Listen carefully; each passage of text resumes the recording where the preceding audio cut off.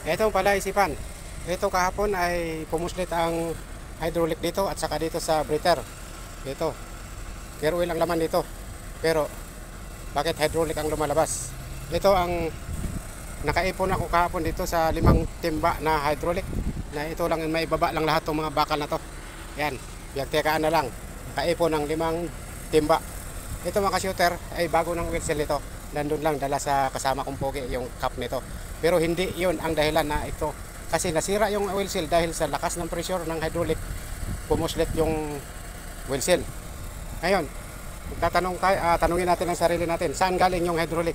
Dahil ito ay return lang to. Yan, return. Ang dahilan na bakit pumasok ang hydraulic sa loob ay dito sa supply pump. Ito supply pump, ito ang nagdadala, nagpapaikot sa waste gear.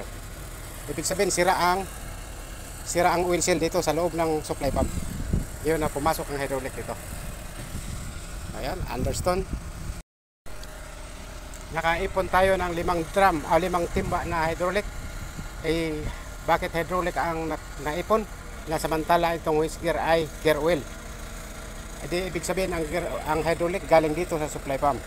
Pumasok ang hydraulic papunta rito. Iyon, nasira ang oil seal sa supply pump.